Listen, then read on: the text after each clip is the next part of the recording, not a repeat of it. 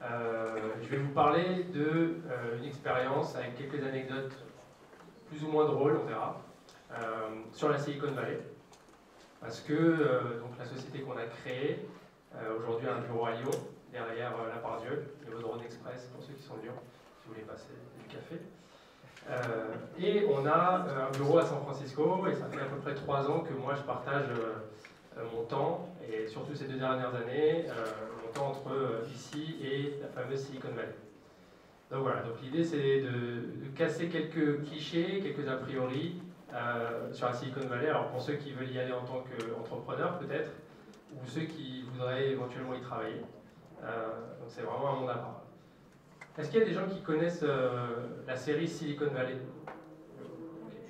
Donc ceux qui connaissent, voilà, ils vont rigoler parce qu'il y a des images que je reprends de la série. Ceux qui ne connaissent pas, je vous invite à regarder. C'est vraiment une série très drôle, c'est des épisodes de 20 minutes. Beaucoup de clichés et pas mal d'ironie. Mais si on n'est pas dans la Silicon Valley, il y a beaucoup d'ironie où on croit que c'est du réel. Donc voilà, je vous invite à regarder, c'est assez drôle, assez croustillant, parfois un peu lourd sur l'humour, mais en tout cas très drôle. Alors le premier a priori qu'on a, et c'est en fait donc les 5 fausses idées que je vais présenter, c'est en général des questions que j'ai sur l'entrepreneur de Lyon, de Paris, enfin de France ou même d'Europe, qui nous contactent parce qu'on a fait un programme qui s'appelle 500 Startups, et du coup on nous contacte pour savoir comment franchir le pont entre la France ou l'Europe et la Silicon Valley. Et une des premières questions, c'est, ou en tout cas a priori, c'est plus facile de créer sa boîte là-bas qu'en France, en Europe ou ailleurs dans le monde. Alors c'est pas vraiment vrai, il y a des avantages mais il y a beaucoup d'inconvénients. Le premier point, c'est l'administration. On dit qu'en France, l'administration est lente, un peu poussiéreuse.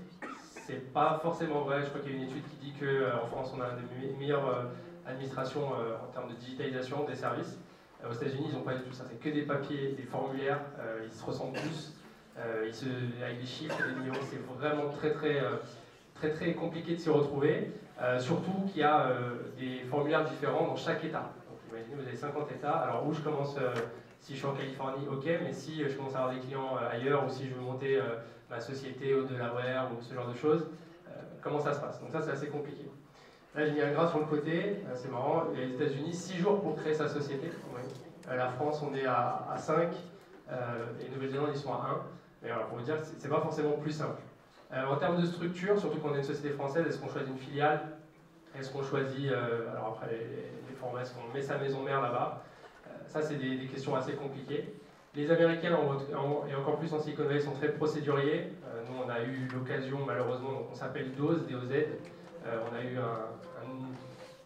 une société qui nous ressemble beaucoup, à une lettre près, je ne parle pas de pub, qui ne fait pas du tout ce qu'on fait, mais qui nous a fait un procès assez corsé en termes de facture d'avocat notamment.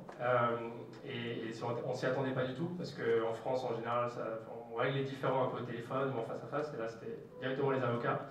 Les visas, si je vous dis B1, L1, HB1, O1, E2, voilà, tout ça c'est des noms de visas, c'est très compliqué. Donc quand on est un entrepreneur français ou du reste du monde, aller s'implanter dans la Silicon Valley, ça passe par les visas. Et le dernier point, et c'est un point qui va être commun à toutes les slides, c'est le coût. On est à peu près sur un avocat, on est à 500 € de l'heure, Silicon Valley. On est sur un desk, donc un coworking space, pour ceux qui sont dans des coworking peut-être ici à Lyon, un desk à San Francisco avec internet et une chaise, c'est de l'ordre de 700-750 $ par mois. Donc vous avez 5 ou 6 personnes sur place, voilà, beaucoup sont monstrueux. Une autre des idées reçues, c'est plus facile de recruter. Bon, il y a beaucoup de talent. Donc j'ai pris cette image parce qu'elle est assez drôle et elle représente pas mal de charlatans d'internet ou du web qui vont vous dire I know HTML, et en dessous How to meet ladies, c'est en effet HTML, mais c'est pas le même HTML. Il y a la mode des startups déjà. Tout le monde a envie de créer sa boîte ou a envie de rejoindre une startup. Donc ça crée une tension et pas mal d'opportunisme autour de ça. Notamment, il y a un truc qui est assez fréquent, c'est ce qu'ils appellent les coding academy. Donc, ils vous proposent en 9 semaines, alors c'est un programme qui va vous coûter 15 000 $, en 9 semaines de vous former à JavaScript, PHP, enfin PHP pas trop, Ruby, Python, enfin peu importe les langages. Et après, vous pouvez mettre un salaire de sortie à 90 000 $. Donc en effet, c'est super intéressant pour se former. Et derrière, vous allez pouvoir postuler à des jobs. Mais quand on est entrepreneur, et surtout moi je suis pas un cofondateur technique, c'est très facile de parler à quelqu'un et il me dit oui, moi ça je sais faire, j'ai fait, etc. Mais derrière, il n'y a que 9 semaines de formation. Et c'est très différent, soit de faire de l'ingé ou même sans faire d'école d'ingé, faire une formation sur plusieurs années, voir des cas pratiques, etc. Et là, ces gens-là, en sortant de l'école, vont vous demander minimum 90, voire 100 cas annuels pour un salaire de développeur, par exemple. Donc ça, c'est la mode des startups qui crée ça. Ensuite, il y a la guerre des talents. C'est un point vachement important, c'est qu'il y a en permanence des gens qui vont chercher à recruter vos employés. Donc ça, c'est le côté vraiment vicieux. Surtout que les grands, donc les Google, Apple, Facebook, etc., signent des conventions. Alors, il y en a plusieurs qui ont été rendues publiques. Ces conventions, en fait, interdisent à ces grandes sociétés d'aller recruter chez les autres. Donc, ils vont faire quoi? Ils vont les recruter chez les plus petits. Donc, nous, ça nous est arrivé. Quelqu'un qui était avec nous depuis 6 mois, ça se passait assez bien, et s'est fait débaucher par Twitter. Pas de préavis. Donc, elle est restée, parce qu'on est gentil, donc elle est restée 2 semaines de plus. Mais elle n'avait aucune obligation de rester. Elle aurait pu partir, nous dire à 9h je pars, et à 9h30 avoir quitté la boîte. Donc ça c'est compliqué. Il y a un autre truc qui est aussi, alors là c'est l'autre côté, c'est non seulement les sociétés vont aller débaucher vos employés, mais aussi vos employés vont être en recherche permanente. Il y a une espèce de culture du mercenaire, c'est pour ça que j'utilise le terme guerre des talents et ils appellent ça talentoir, sur les compétences. Et ça m'est déjà arrivé, en faisant passer des candidats, de tomber sur des gens qui sont en poste dans des boîtes d'amis, avec qui voilà, je mange à midi et hop, je vois, bah, lui il cherche un boulot activement. Donc bah, je vais prévenir moi le fondateur ou la fondatrice de la startup que je connais. Donc ça c'est quelque chose qui n'est pas forcément très fréquent en Europe. Ensuite vous avez le côté management, donc ça je vais passer rapidement parce que ça pourrait faire l'objet de 30 minutes au moins, mais culturellement c'est très différent. Les Américains sont très incentivés, il va falloir leur donner des objectifs très clairs avec des quotas, etc. etc. C'est très différent, enfin, selon moi, encore une fois, c'est l'expérience. Il va falloir manager vraiment différemment. Il y a aussi un terme qui est souvent utilisé pour les Français de dire ouais, c'est des gens qui travaillent 35 heures. D'ailleurs, hier encore, un candidat républicain a fait une allusion aux Français qui ne travaillent pas beaucoup, mais l'expression 9 to 5, qui veut dire 9 à 5, quand même, elle vient des États-Unis. Et en fait, on se rend compte qu'à 5 heures, dans un coworking space, il n'y a plus personne. Alors oui, les startups qui bossent jusqu'à 23h, minuit, etc. C'est pas forcément vrai, et en fait, le côté startup Silicon Valley, où on va avoir des lunchs, on va avoir la gym payée, où on va avoir plein d'events, etc., ça va faire rentrer les employés dans une espèce de confort. Ils se plaisent bien, ils jouent, et en fait, il n'y a plus personne qui bosse. Je caricature encore. Mais voilà, il faut dire ça. Ensuite, il y a la notion de A-player. Donc, alors, s'il y en a qui ont lu le livre notamment de Steve Jobs, il en parle beaucoup dans ça, les A-players, les B-players, etc. Les A-players, en fait, c'est les top talents. Et quand on est un fondateur étranger, on est obligatoirement, enfin, les A-players, on oublie tout de suite, parce que, en fait, c'est des gens qui vont avoir fait Stanford, qui vont avoir fait Berkeley, qui vont faire partie des premiers employés de Facebook, Twitter, etc. et qui sont embauchés par des startups dont vous ne connaissez même pas l'existence. On appelle les stealth startups, des boîtes qui se montent, qui sont complètement top secrètes, mais qui recrutent les top 30-40 talents d'une industrie, d'un langage, d'un truc, avant même que la boîte elle est ouverte au public. Donc ça, c'est la notion de la player qui est très frustrante, encore une fois, parce qu'on sait qu'il y a des gens exceptionnels en Silicon Valley, par contre on y a difficilement accès quand on est extérieur. Et enfin les coûts, donc j'ai mis ici, alors on ne voit pas très bien mais je mettrai la présentation en ligne, en gros sur un software engineer, là je crois que c'est 90K le salaire de démarrage, contre 72 la moyenne aux États-Unis, mais même sur des métiers marketing manager, ouais on voit rien du tout en fait. Bref, je la mettrai en ligne, mais marketing manager je crois que ça commence à 80 et la moyenne aux États-Unis c'est 70. Donc on est sur vraiment des écarts importants par rapport à Silicon Valley, les États-Unis et le reste du monde. Donc ça c'est des choses à prendre en compte quand on démarre.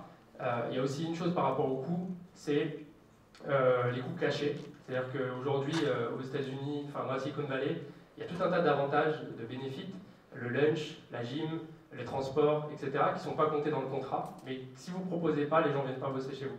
Ah bon, il n'y a pas le lunch, ah bon, il n'y a pas la gym incluse, attendez, je ne comprends pas. Et ça représente 2 fois le salaire en fait. Enfin, je ne parle même pas des charges. Donc si quelqu'un vous annonce 90, 100K, il faut compter 160, 170. Il y a l'histoire de la mutuelle aussi qui va vous coûter 300, 400 dollars par mois supplémentaires parce que bien sûr le système de santé n'est pas super encore. Voilà, des coûts, encore une fois, énormes. Une autre chose qu'on voit beaucoup dans la série, il y a plusieurs épisodes à ce sujet, c'est plus facile de lever des fonds. Donc dans la série, justement, plus les fondateurs sont arrogants avec les VC, plus les VC leur donnent de l'argent. Alors c'est vrai, je pense qu'il y a quand même une facilité à lever des fonds plus facilement, plus rapidement, notamment sur les premiers tours. Par contre, il faut bien il y a tout un tas d'éléments qui rentrent en compte, notamment la concurrence. Il faut savoir que sur les top VC, les top fonds d'investissement reçoivent plus de 3000 dossiers par an et ils vont investir dans 30 boîtes. Donc en fait le ratio c'est très peu. Donc il y a une concurrence quand même extrême pour aller voir les meilleurs fonds. Et après vous allez avoir les deuxièmes types de fonds, les troisièmes types de fonds et puis après les fonds un peu moins connus mais qui au final vont négocier les mêmes termes. Donc être dans la Silicon Valley pour ne pas lever avec des gens top, est-ce que ça a un intérêt? Ensuite, vous avez la concurrence des repeat founders, des gens qui ont déjà eu des succès, repeat founders, des gens qui ont déjà été par une exit par exemple, et eux ils vont vous faire de l'ombre énormément quand vous allez chercher à lever vos premiers fonds. Et donc encore une fois la concurrence sur énormément de boîtes qui se ressemblent, même si on ne fait pas la même chose, on va apparaître aux yeux d'un investisseur comme faisant exactement la même chose. Et donc ça nuit énormément au message, à la vision que vous voulez donner à vos investisseurs. Microcosme parce que les VC c'est un tout petit monde, surtout dans la Silicon Valley. Il faut imaginer entre Lyon et Grenoble, je crois que c'est la distance San Francisco-San José à peu près. Sauf que là on a des milliards et des milliards d'investissements, donc toutes les boîtes Facebook, Google, Twitter, etc. Et puis toutes les boîtes qui montent Uber et autres. Et donc ils se connaissent tous. Jargon aussi qui est super, qu'il faut connaître dès le départ, donc ça va être pre-money valuation, post-money, cap table, cap, how much is committed, etc. Donc déjà c'est en anglais, en plus c'est super technique, et donc si on fait les gros yeux quand la personne nous pose une question, on passe pour un extérieur, et là ça devient compliqué. Et le timing est super important, dès qu'on commence à traîner pour lever des fonds, ils se le disent tous, ils commencent à avoir peur, et là ils reculent. Et donc c'est compliqué, c'est ce qui est dû à la proximité de tous ces investisseurs. Ensuite, 2 éléments, les incubateurs et les advisors. Énormément d'incubateurs qui se sont créés, il y a plus d'une centaine d'incubateurs dans la Silicon Valley. Tous ne sont pas égaux, et par contre, beaucoup vous demandent les mêmes termes. Donc ça va être 5 à 10% de votre société, mais tous n'ont pas la réputation d'un Way Combinator, d'un 500 Startup, Angelpad, etc. Et c'est même des incubateurs. Alors les advisors, c'est donc ceux qui vont vous aider à démarrer et vont prendre aussi des parts de la société. Et même des incubateurs et des advisors qui sont aujourd'hui blacklistés par les fonds. Donc vous ne le savez pas quand vous arrivez, notamment des incubateurs qui sont aujourd'hui spécialisés dans les startups étrangères. Donc c'est plus facile, hein. On prend des petits Français qui arrivent, on leur prend 5% de leur boîte. Et après, quand il va falloir lever des fonds, ça va donner une très mauvaise image selon les gens qu'on fait rentrer dans le capital. Donc ça c'est pareil, c'est assez compliqué à détecter et on met du temps à le voir, mais ça fait partie des gros pièges. L'autre point c'est les termes, donc en effet on peut avoir des valorisations super élevées, en tout cas plus élevées qu'en France, mais derrière il y a beaucoup de clauses cachées qui sont encore une fois très techniques, donc il faut être bien accompagné par des avocats à 500 € de l'heure, et on voit parfois quand il y a une revente d'une start-up, les fondateurs vont rien toucher parce qu'à la signature de la levée de fonds, ils avaient signé des clauses très dommageables pour eux. Remplacement des fondateurs aussi, ça arrive. Donc voilà, ce genre de choses qui sont très compliquées. J'ai mis un graphe, pareil, on ne voit pas super bien, mais là c'est ce qu'on appelle le Seria Crunch, où on voit qu'il y a beaucoup moins d'investissements qui se sont faits sur les startups, qu'en 2013, enfin 2012-2013, j'ai avancé parce que je parle beaucoup. Un autre point aussi qu'on voit un peu dans la série, alors c'est plus sur la fin de vie d'une startup, enfin la fin de succès potentiel, de ce qu'on appelle les exits. On dit que c'est plus facile, ou en tout cas il y a plus de boîtes qui sont rachetées, plus de boîtes qui rentrent en bourse. Déjà il y a une concurrence, encore une fois, très forte. Donc la visibilité, vous n'allez pas forcément avoir le meilleur produit, mais le fait que vous êtes super visible peut permettre à une boîte de venir vous racheter. Et ça c'est super frustrant. Je pense, enfin, il y a des cas où ça a été le motif de rachat n'était pas forcément le meilleur produit, mais c'était la meilleure visibilité, la meilleure marque construite. Et donc il faut faire partie de ce microcosme, connaître, etc. Ensuite, vous avez plusieurs mots un peu techniques. Soft landing, qui est en fait un moyen de dire que les fonds d'investissement vous forcent un peu la main à revendre pour récupérer leur mise. Et ça, c'est quelque chose qui arrive assez souvent. Ensuite, il y a la notion de acquiring. Donc là, vous avez l'impression de vendre la boîte, enfin, en tout cas, vous avez l'impression que la boîte a vendu. En fait, la boîte a vendu pour se faire acheter des ingénieurs, principalement. Et donc ça, encore une fois, c'est souvent les investisseurs qui le décident pour récupérer leur mise. En gros, une revente de boîte qui se fait entre 5 et 30 millions, c'est plutôt pour l'équipe. Au-dessus de 30 à 100, ça va être équipe et produit. Au-dessus de 100 millions, là, on commence à parler d'un vrai rachat. Et au-dessus de 100 millions, c'est là où les fondateurs font une exit qui va être successful. En dessous, il y a des termes qui font que, encore une fois, les termes... D'ailleurs, il y a eu une histoire là, il n'y a pas longtemps, une boîte qui a revendu 35 millions, et les deux fondateurs ont touché moins de 1 million chacun, donc ce qui peut paraître vraiment peu, mais du coup, ils avaient signé des termes pas très favorables. Et puis le droit de veto des investisseurs, donc ça c'est quelque chose aussi de très standard. Ils peuvent vous dire, même s'ils ont 10%, 15% de la boîte, non, tu n'as pas le droit de vendre à eux parce que j'ai pas envie, en gros. Je caricature. Et c'est un peu ça. Dernier point, plus facile de percer. Donc dans l'idée globale, alors encore une fois la concurrence, alors cette fois-ci la concurrence pour les fondateurs, d'attirer l'attention, d'avoir l'attention de la presse, des investisseurs, des advisors, des employés. Donc ça c'est, là je parle plutôt du côté perso, où ça va être compliqué vraiment de vivre dans cet environnement qui est très concurrentiel. Je vais en parler un tout petit peu, mais le produit, je pense qu'en France notamment on a une approche produit quasiment de l'excellence. Je sais, avec mon associé, c'est toujours penser scalabilité, penser architecture, etc. Là-bas, ils sont sur du... Pas tout le monde, mais pour vous donner une idée, il y a beaucoup de fast and dirty, quoi. On fait du code, on fait le produit, minimum viable product, on le pousse, on voit si ça fait de l'attraction, et après on essaie de lever des fonds, et après on pense à l'architecture, à la sécurité, à la scalabilité du truc. Et ça, du coup, ça nous met, quand on a une culture un peu plus de long terme, ça nous met en concurrence avec des gens qui ont en fait un dixième de la techno qu'on a construit, mais qui vont attirer l'attention, etc., etc. Donc ça, c'est la culture produit, elle n'est pas forcément aussi poussée, même si le visuel, etc., là, ils sont super forts. Une autre chose aussi qu'on n'a pas vraiment l'habitude, c'est le service, la partie service, que ce soit en vente ou en après-vente. En Silicon Valley, en général aux États-Unis, mais surtout en Silicon Valley, ils sont très forts. Et quand on arrive, on va se confronter à des armées de vendeurs, des armées de customer success person, donc ça c'est même un rôle qu'on n'a pas vraiment en France, où les gens vont en permanence, les équipes vont en permanence s'assurer que le client est satisfait.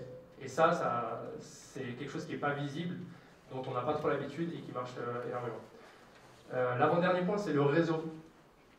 La Silicon Valley, c'est la Silicon Valley grâce au réseau, grâce à la proximité, je l'ai dit. Et en fait, sans réseau, on est vite rien, on est vite invisible. Moi, l'exemple, c'est, je crois qu'en la première fois que je suis allé, j'avais moins de 350 contacts sur LinkedIn. Je crois que j'en ai genre 2500. Et ça me paraît fou, j'ai dû donner 1200 cartes business card. Et en fait, c'est des chiffres, quand j'y pense, je me dis, ça veut dire, j'ai dit bonjour à 1200 personnes. Il y a un moment, j'ai parlé à 2000 personnes. Et en fait, à tous les niveaux, ça bouge tellement. On rencontre des gens qui bossent dans une boîte, une semaine après, ils sont dans une autre boîte. On rencontre un mec de Stanford qui est juste en train de faire son MBA. Et puis, je sais pas, 3 mois après, tiens, maintenant, il est analyste chez un fonds d'investissement. En plus, on était potes, on a pris une bière il y a 3 semaines, ça tombe bien. Donc ça, c'est vraiment la clé de la Silicon Valley. Et c'est très difficile quand on n'aime pas faire du réseau, quand on n'aime pas parler à des gens. On peut avoir pas envie d'avoir des discussions superficielles. Et ça, encore une fois, en France, je pense que la notion de networking, on n'est pas super fort. Et là-bas, c'est clé. Donc c'est une des difficultés. Et la dernière chose, c'est le coût. Donc là, j'ai remis des exemples. Le coût de la vie, encore une fois, à titre perso. Donc là, c'est assez marrant. On a le prix à peu près, on va dire, des 2 litres de lait, du riz, de 500 grammes de riz, de 12 œufs, de 500 grammes de fromage, etc. Et là, c'est la différence avec le prix national. Donc on voit que les prix à San Francisco sont quasiment 70% plus chers sur, par exemple, 12 œufs. Et ça, c'est à vivre au quotidien. De même que les loyers, où on va avoir, c'est des 2 chambres qui sont à 4 650 $ par mois pour un appartement avec 2 chambres à San Francisco, mais juste un studio, déjà c'est 3 000 $ dans le centre. Donc ça, il faut le prendre en considération quand on veut aller vivre là-bas, quand on veut démarrer une boîte, quand on veut grossir sa boîte. Donc le coût, encore un point super important. Voilà, c'est la fin, donc je crois qu'on va avoir un peu des questions. C'est très négatif, les 5 points, mais la Silicon Valley reste de toute façon le lieu où on peut avoir des unicorns. Je crois qu'il y a 70 unicorns, donc des sociétés privées valorisées à plus de 1 milliard de dollars, répartis donc sur cette distance de Lyon à Grenoble, ce qui est largement supérieur que ce qu'il y a dans le reste du monde. Donc voilà, c'est là-bas que ça peut arriver. Par contre, en effet, il y a énormément de points qui sont à prendre en compte avant même de se dire bah, j'y vais. Parce que pour finir, j'ai rencontré pas mal de gens, notamment des gens de Lyon, qui avaient tout quitté avec les acédiques. Donc ce qui est les acédiques pour aller payer du 3 000 ou 3 500 $ par mois de loyer, c'est un peu, c'est pas très raisonnable, on va dire. Et donc voilà, bien prendre en compte tout ça, mais par contre, c'est la Silicon Valley où on peut éventuellement devenir une unicorn. Comme celle-ci que j'ai fait un montage, c'est un peu moche, mais voilà. C'était l'idée. Je vous remercie.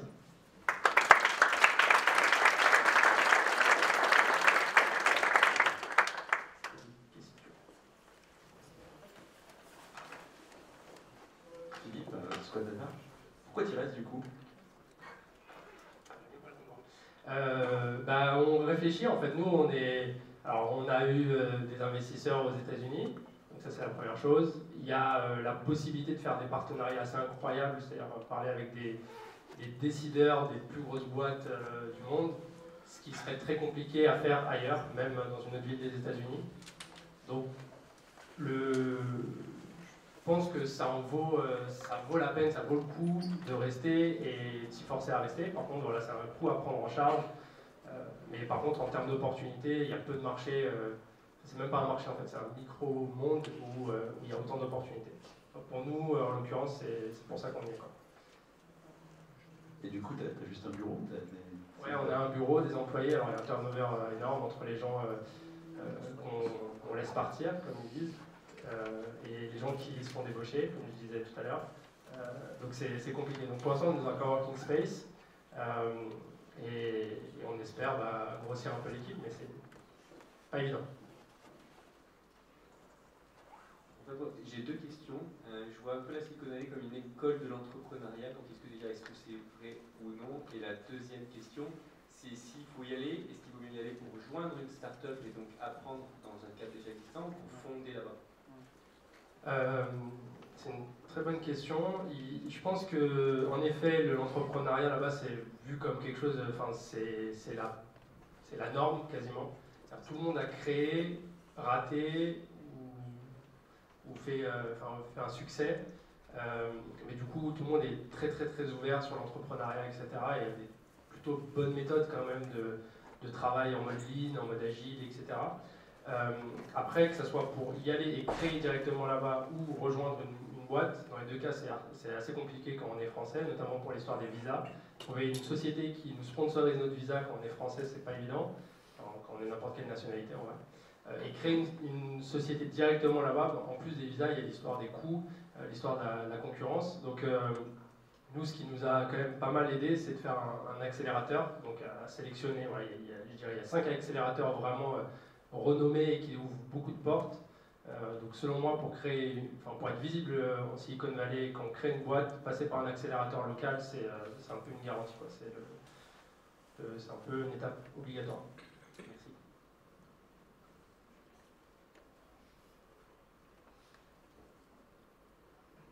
Bonjour. Du coup, tu as un bureau à Lyon et à San Francisco, et du coup, bon, bah, évidemment, les coûts sont différents. Mais on aurait tendance à imaginer que dans ce cas-là, si c'est moins cher à Lyon, bah, tu mettrais le plus de personnes à Lyon et le minimum à San Francisco. C'est ce que tu fais? C'est un peu le cas. Alors, c'est pas forcément un choix de coût. Il y a aussi le choix du cœur. Non, il y a le choix enfin voilà, c'est complètement lié à notre histoire. On s'est créé à Lyon. J'ai rencontré mon associé à Lyon. On a créé la boîte à Lyon. On a eu des gens qui ont rejoint la boîte très tôt dans l'aventure et qui sont encore là malgré tout un tas d'étapes. Alors ça, je peux en parler, mais on a une autre demi-heure. Mais en fait, on a des gens super fidèles en fait à la boîte. Et ça, c'est quelque chose qui est très très difficile parce que les A-players dont je parlais sont très difficiles à capter en Silicon Valley. Culturellement, c'est difficile. Donc, de façon normale, en fait, on a beaucoup plus de gens ici à Lyon. Et c'est pas qu'une histoire de coûts. Après, en effet, les coûts aident énormément. Enfin, on a des statuts fiscaux, etc., qui sont très avantageux en France. D'ailleurs, nos investisseurs sont américains, investissent dans la société, qui est une société encore française. Et on leur dit clairement qu'on aura toujours, a priori, plus de gens à Lyon, en tout cas en France, que c'est. Et juste une deuxième question. En termes de turnover des employés, tu penses qu'il reste combien de temps en moyenne? Franchement, il y a des gens qui restent une journée, en fait, c'est incroyable. C'est vraiment ça. Enfin, en fait, il n'y a pas de période d'essai. Et donc, nous, moi, là, je parle un peu de nous et je parle surtout de choses que je vois. Moi, je ne suis pas trop habitué à. Enfin, j'essaye avant, pendant tout le process de recrutement, de voir si la personne va faire le bon fit, etc. Mais ouais, ça arrive que les gens restent 2 semaines, 3 semaines, alors par leur volonté ou par la volonté des dirigeants. Franchement, je ne pourrais pas te dire. C'est vraiment très très aléatoire en fonction de la boîte, en fonction de ses besoins, en fonction des profils aussi. Les tech versus les sales, c'est aussi différent. Les sales, en gros, ils ont un plan à 30 jours. S'ils n'ont pas délivré certaines choses à 30 jours, ils sortent. Voilà, c'est compliqué. J'ai une question qui est un peu dans la même lignée. Est-ce qu'il y avait au départ une nécessité ou un marché spécifique à la Silicon Valley pour mettre un bureau là-bas? Et est-ce qu'il n'y avait pas éventuellement d'autres opportunités, parce qu'on a vu des chefs de groupe, ailleurs dans les États-Unis pour développer votre business? Est-ce que votre business, est-ce qu'il est vraiment concentré sur la Silicon Valley? Ou est-ce qu'il est dans ce cas-là, pourquoi choisir la Silicon Valley? Très bonne question. Donc nous, en fait, on y allait par opportunisme et par complètement. Au départ, c'était pas du tout prémédité. C'était un voyage un peu d'études, travail de 2 semaines. Et c'est vraiment au tout début de la boîte où, quand en France, on pitchait notre concept, les gens ne comprenaient pas. Alors, on pitchait mal. En plus, c'était pas prêt. Mais aux États-Unis, enfin surtout Silicon Valley, ils ont compris. Et donc, du coup, il y a toujours eu en fait des gens qui nous disaient revenez, on va vous présenter ci, on va vous faire ça. Et ça, c'était en 2010. Donc les coûts étaient déjà un peu moins élevés. C'était vraiment la création de la boîte. Et en fait, ça s'est fait comme ça. C'est-à-dire qu'on a rencontré des gens, on a rencontré nos premiers business angels qui ont mis un peu d'argent, on a eu des premiers clients là-bas. Et donc, ça s'est fait comme ça. Après, aujourd'hui, par exemple, la côte Est représente beaucoup plus d'opportunités en termes de business. Pour le marché du marketing, les marques, les agences, etc. sont plus côte Est. Donc là, on réfléchit beaucoup à se dire est-ce que ça fait du sens d'ouvrir quelque chose à New York ou Boston? Il n'y a pas encore de décision, mais c'est vrai qu'au début, ça s'est fait vraiment au feeling, et puis parce qu'on avait vu un reportage sur Capital, en fait, sur la Silicon Valley. C'est exactement ça l'histoire. On a pris 2 billets d'avion, on est parti, et après on a eu des bonnes rencontres qui ont fait qu'on est resté. Mais en vrai, pas du tout d'études de marché. On sait que le marketing aux États-Unis, c'est énorme. Et une deuxième question, quand justement vous avez pitché là-bas la première fois, vous aviez déjà un business model, vous aviez déjà des clients, vous aviez déjà un proof of concept, ou vous êtes parti comme ça? Ouais, alors en fait nous on a eu une approche de démarrage qui était très pragmatique, c'est-à-dire qu'on a créé la boîte avec le premier chèque d'un client, parce qu'on sortait de l'école, on n'avait pas grand-chose dans les poches, donc on a fait ça, et quand on y allait, oui, on a survendu le fait qu'on avait 5 clients, quoi. Mais par contre, je pense qu'avec du recul, si on n'avait pas eu de clients, ça aurait été mieux en fait. Parce que dès qu'on commence à parler de chiffre d'affaires, les gens nous jugent sur le chiffre d'affaires. Si on parle de concept de vision à 10 ans avec un nombre d'utilisateurs, un modèle qui va casser une industrie, en général, les investisseurs sont. Enfin, on va parler à d'autres types d'investisseurs qui sont en général les top 10 investisseurs de la Silicon Valley. Et donc, si c'était à refaire, on referait plus le côté. On n'a pas de chiffre d'affaires, on n'a qu'un super concept avec une super équipe. Et voilà, c'est de modèles. C'est vrai qu'en France, ils sont plus friands du chiffre d'affaires que les concepts et les visions.